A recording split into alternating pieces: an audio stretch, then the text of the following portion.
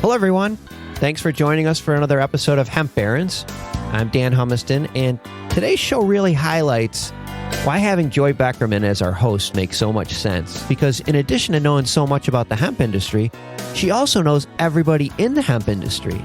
So we hope that she'd introduce us to a lot of her hemp industry pioneer friends. And on today's show, she does not disappoint. Today's guest has been in the hemp industry since 1990, and amongst other things, is the largest conveyor of hemp textiles in the United States. Joy does a great job interviewing. I love the way she's able to get technical, but not be boring. I know you're going to enjoy this show, so let's join Joy's conversation with Larry Serbin from Hemp Traders.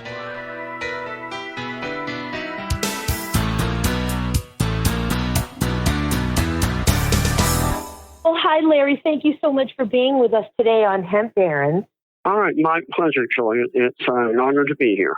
And in the interest of full disclosure, it's been my pleasure and my honor to have known you for some number of years. Larry, you're a true hemp baron. As former president of the HIA, as a founder of even or a member of even the first hemp business trade association that existed in the United States, which was BAC, the Business Alliance for Cannabis Hemp in California. And as the largest purveyor of hemp textiles in North America for the last quarter of a century, it's wonderful to have you on. You are a true hemp baron, Larry. Oh, well, thank you, Joy. Thank you so much. Such a pleasure and such an honor. So tell me, when did you start, and I know it was in the early 90s, when did you start Hemp Traders in Los Angeles, and what inspired you to get into hemp at that time?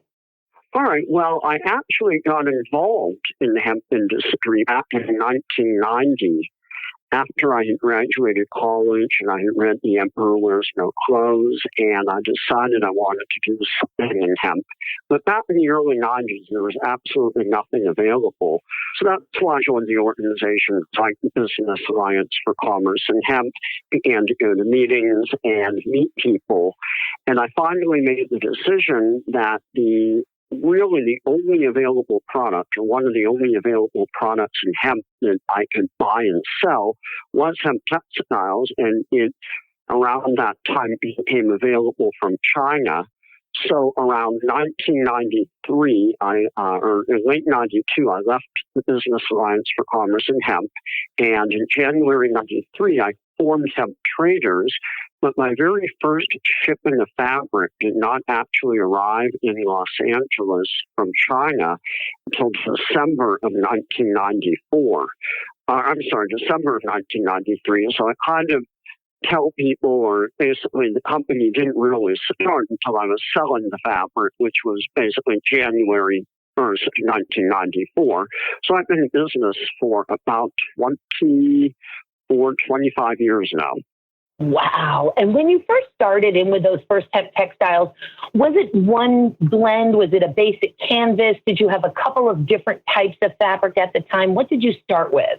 When I started, I didn't have a lot of money. I just had graduated college. I had a little job. I was working in a laboratory. So I had a little bit of money that I inherited from my grandfather when he had passed away. And it was only about $7,000. And with that little bit of money, I could only choose one hemp fabric to begin with. And that hemp fabric was a hemp cotton twill, because my idea was people could start buying that and make jeans.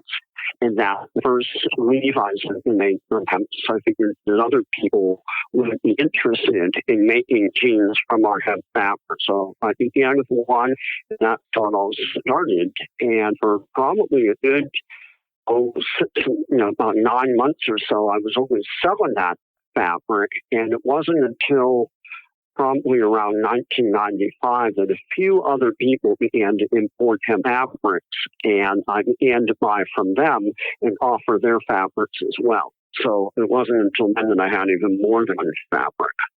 And we're going to go back to the history and the evolution of the products that you carry. And thank goodness, I mean, you are the fiber king, and we wouldn't even have been able to educate people and give them samples and things in our exhibit table for them to touch and feel, if not for hemp traders. But coming up to the present moment, just for a minute as it relates to textiles specifically, how many different blends of fabrics would you estimate that Hemp Trader sells today in 2019, some 25 years later?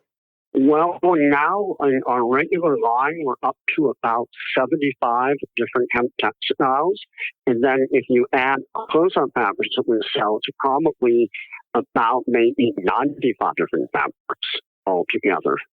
Such a huge blend. And I know that I call it post-prohibition technology, right? In 1987 or so, China figured out how to delineate or degum hemp fiber. So separating the lignin, which is that sticky property of plants that gives them their rigidity and protection, removing that from the fiber bundles.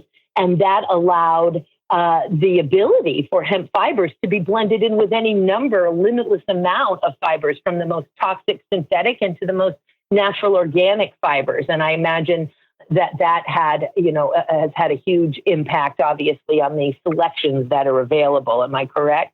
Right. Yes, we actually have. You're talking about the technology to remove lignin, which basically separated the hemp fibers, made them finer, softer, a little more like regular linen, and it allowed us to now have the fabrics that are, of course, 100% hemp blended with cotton, hemp blended with silk, hemp blended with tencel, hemp blended with recycled polyester. And around the late 90s and early 2000s, China finally figured out how to knit with the hemp yarns. And so that allowed us to have fabrics like hemp jersey, hemp fleece, hemp terry. It greatly expanded the amount of products that could be made with the hemp textiles that we sell.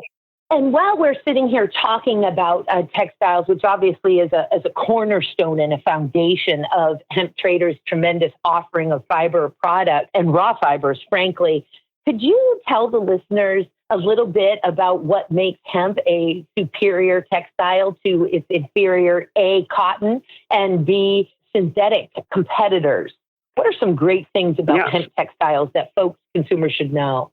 That's a wonderful question, Joy. And there are a number of reasons that make it superior and make it different than other fibers. Number one is the strength of hemp fiber. Actual hemp fiber is one of the strongest of all the natural fibers that are out there.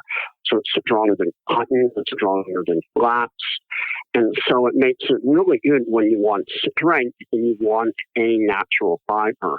Hemp also has another property, and that's called a very low percent elongation.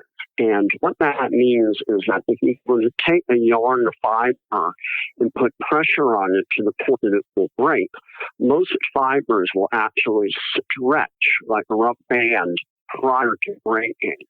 Hemp, on the other hand, has actually virtually no stretch at all. I mean, ultimately, it will break if you put enough pressure on it, but it won't stretch out. So that makes the hemp really good for things like upholstery, where you don't want, if you put some pressure on it, imagine you have a couch made of hemp and you have children jumping up and down on it.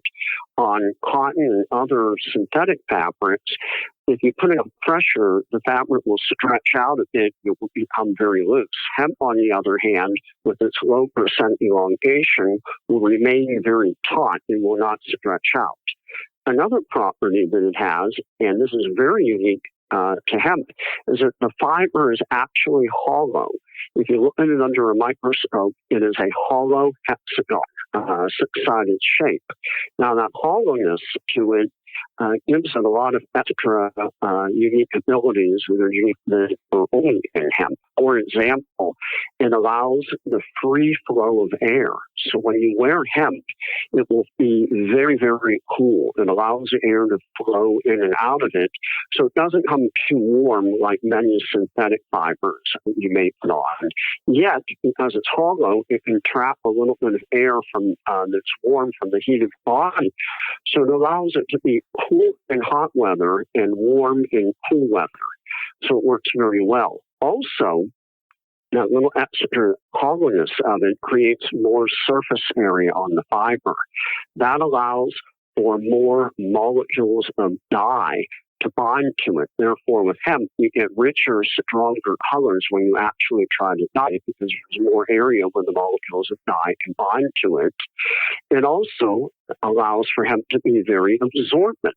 So it will tend to absorb water from your body, and so, or, if you want to use it as a washcloth or a towel, it will absorb all of that water. And then also the free flow of air allows for oxygen to flow through, and it prevents the growth of anaerobic bacteria. Now, anaerobic bacteria is the bacteria that actually is in your sweat because when you perspire and there's a lack of air, it allows for anaerobic bacteria to grow, and that's actually the odor in perspiration. When you have the free flow of air, you retard the growth of anaerobic bacteria, so hemp then does not smell as bad as cotton or other fabrics when you wear it if you were to perspire in them. So that's some really good qualities of hemp fiber. And then it's also resistant to UV rays. And what this means is that it will not break down as quickly as other fabrics if it's exposed to ultraviolet light, like light of the sun. So it's a very durable, comfortable fabric that works well for many applications. With so many natural built-in anti-UV, anti-mold, antimicrobial, just amazing, amazing fabric here. And as we like to say, hemp wears in, it doesn't wear out. And then eventually you started to add, or did you start, when did the twine and cordage, because you have such a range of twines, different gauges of twines from fine jewelry to other thicknesses. And again, you also have cordage and ropes of various thicknesses. I'm certain that you have the largest collection of ropes of various thicknesses. And I know that particularly for historical restorations and so on and so forth, for ships, for rigging and sort of Civil War type historic recreations. I know going to Hemp Traders is very popular to get those authentic hemp ropes. When did you start adding those types of offerings to Hemp Traders? I began to add hemp twine and rope probably around the late 90s into the early 2000s. It began with one type of size of twine. The biggest market for it back then was for jewelry and arts and crafts. And little by little, as the demand increased for those products, we added more sizes, more thicknesses, more colors. And you're right, we have a very large supply of hemp rope and twine, and probably the largest of anyone selling it in the country right now. People use rope and twine for a number of different applications. As I mentioned, arts and crafts are one. We have people using it in the home building industry, for example, like rope for a pathway. And surprisingly, we even have people buying the hemp rope for movies and for bondage because it has a really old rustic look about it, and people seem to like that.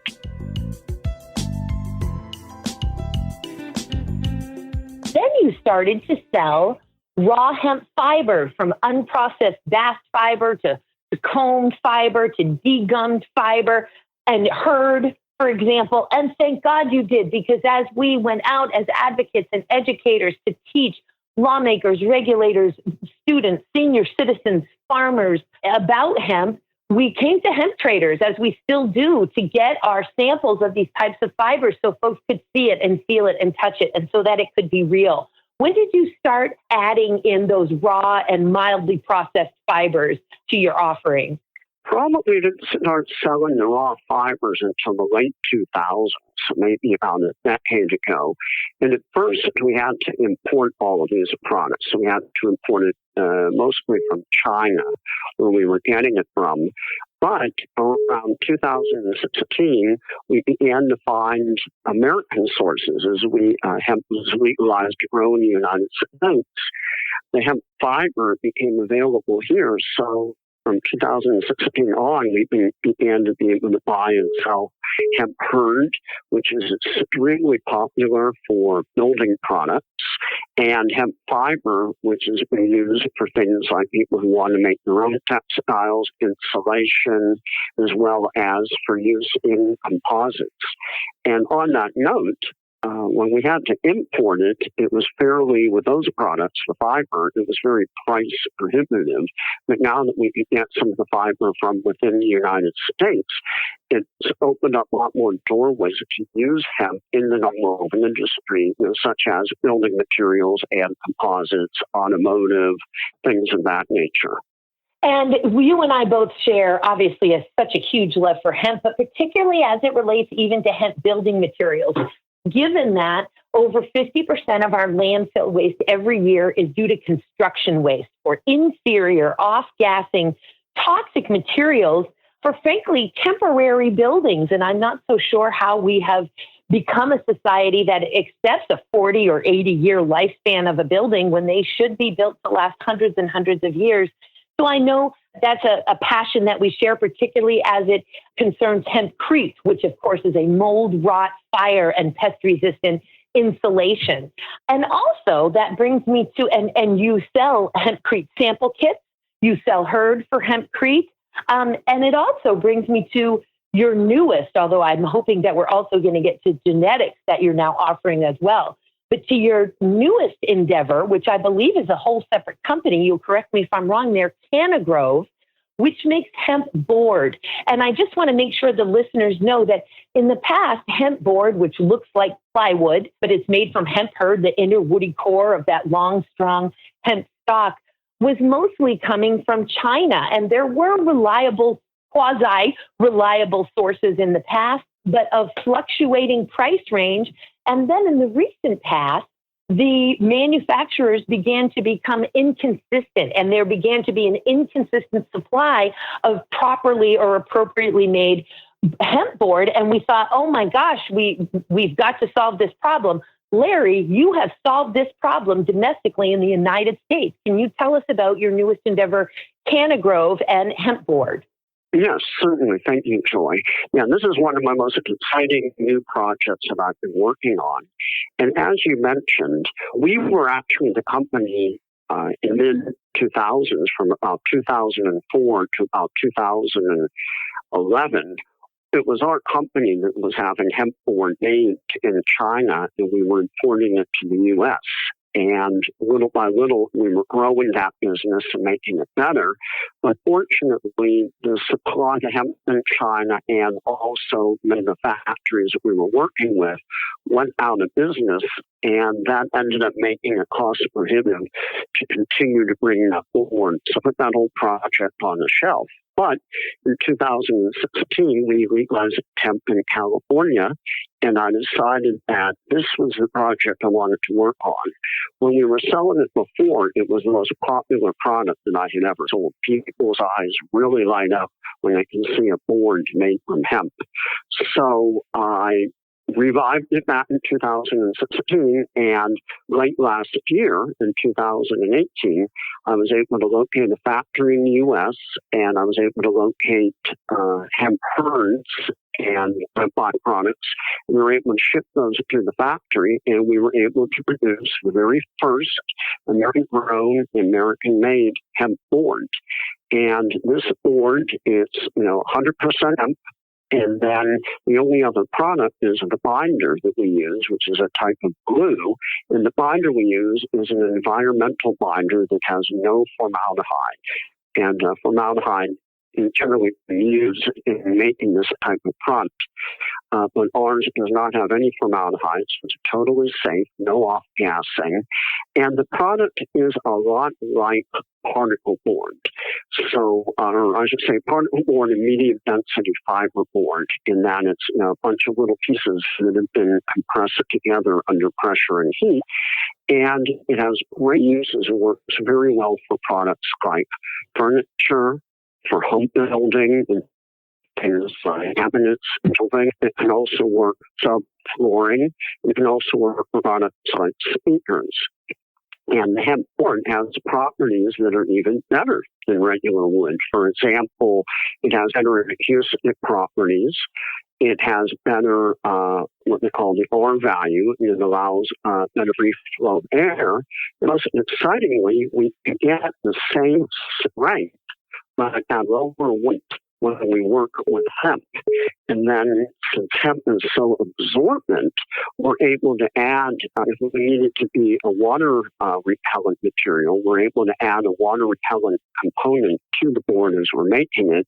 It will absorb that really well, and then it can become extremely water repellent or water resistant. So it will last longer and work better than regular particle board made from trees. And then, of course, that's all is from hemp. A renewable resource that we can get every year from our farmers, and we will no longer have to rely on the forest for cutting down trees for wood products. My heart is so full right now, and I just have to say that you just taught me something I didn't know. Not that I know everything that you said, but you and I have been fiber lovers and scholars of hemp and purveyors of hemp for a good long while now. But this water repellent, now that I didn't know, because I often tell people, no, hemp is so absorbent that you don't want it to be in a situation where it is going to absorb water. It will collect much more water than its plywood inferior counterpart. This water repellent option is fascinating to me and revolutionary and new to me. That's great news, Larry. Oh, no, I was just going to say the properties are very similar to our fabric. In the raw form, it is very water absorbent. But if you were to add a water repellent, it absorbs all of that water repellent very well. Since the fiber is hollow, it just gets all into it. And then it collects or it retains that water repellent properties of what you put into it, and then it becomes more water repellent than just traditional wood products. Amazing. Just like superior performance everywhere we go. And boy, when you get American ingenuity on this stuff, it is just, there is no limit to the promise of this versatile, valuable plant, this renewable resource. And in closing, I want the listeners to know that, so on top of just being a hemp hero of epic proportions in America, in North America, and internationally, you're also such an advocate. As we said, 1992, you were part of the Business Alliance for Commerce in Hemp. I misspoke earlier when I said cannabis hemp. BOC. Also a former president. In fact, my predecessor, I am the president of the Hemp Industries Association, founded in 1994 now, and you used to be the president of the HIA. It's such a great honor to follow in your footsteps and the tremendous work that you've done. And also, you are the chairperson for the California Department of Food and Agriculture's Industrial Hemp Advisory Board, a very strong and powerful position to be in to help guide the California Department of Food and Agriculture, arguably the fifth largest economy in the world, in their industrial hemp program. So, for all of us, on behalf of citizens, on behalf of all of the advocates, Larry, thank you so very much for the important work that you do on a pro bono basis, selflessly, decade after decade, and still going so strong. And in fact, even starting the California chapter of the Hemp Industries Association as we sit today, which is no easy feat. That is a huge state with huge membership. Could you tell the listeners in closing about the genetics that you now also sell? So Hemp Traders was traditionally fiber, then got into some extracts, and now even genetics. But could you talk to us about that? All right, Joy, I believe when you say genetics, you mean the hemp seeds that we're selling? Yes, for propagation, exactly. Right. Okay. Yeah, we've also started selling hemp seeds for people who wish to grow hemp. And the two types that we're selling, I'm sure everyone knows CBD seems to be the big thing, but our focus is more on the seed and the fiber varieties. So what we sell is right now we're selling the certified seed X59, which is excellent if you want to grow hemp for grain. And it's probably the best strain of hemp for that purpose. And the other variety that we're selling is called Hung Ma, and that's a Chinese variety. And we sell that for people that want to grow hemp for fiber. This is the actual plants that we use in China to make all of the textiles, and it is the tallest of all the hemp that's grown, and it's also the strain that will produce the most biomass per acre if grown properly. And these can be purchased from your website, hemp-traders.com. Yes, is that correct? We sell it. Correct. We sell anything from an ounce if people just want to play around with it, all the way to full truckloads for farmers that are serious about growing maybe hundreds of acres of industrial hemp.